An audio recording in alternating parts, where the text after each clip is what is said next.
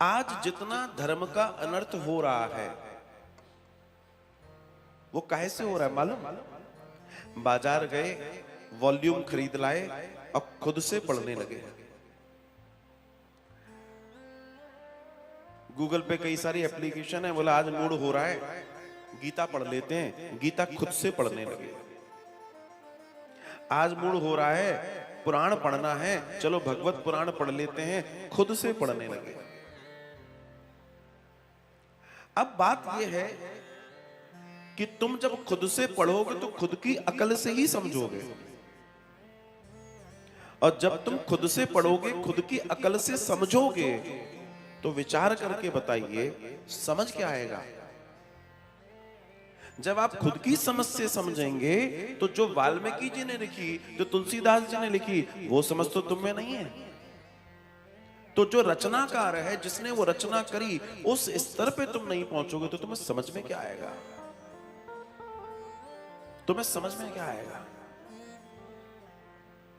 कई बार कई सारे लोग विशेष विशेष दर्शन में प्रवेश कर जाते हैं और कहते हैं साहब फला फला में लिखा है कि किसी ने मांस खाया।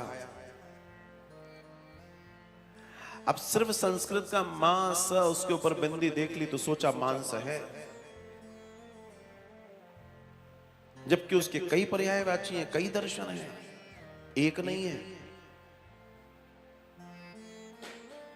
जब भगवान राम अपने पिता का तर्पण आदि इत्यादि कर रहे हैं, श्राद्ध कर रहे हैं वन में, तो कंदमूल फलों से कर रहे हैं, कंदमूल फलों से कर रहे हैं, और वहां उन्हीं को पाकर अपना व्रत पूरा कर रहे हैं।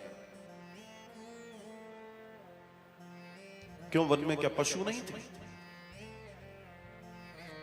पशु मार के खा लेते जो लोग कहते हैं, प्रदर्शन क्लियर है वहां पर। और हर व्यक्ति के लिए देश काल स्थिति के अनुसार धर्म पालन करने की आज्ञा है। उसके बावजूद भी राम जी वहां पर कंदमूल खा रहे हैं। बहुत सूत्र हैं जिन्हें समझने की जरूरत है।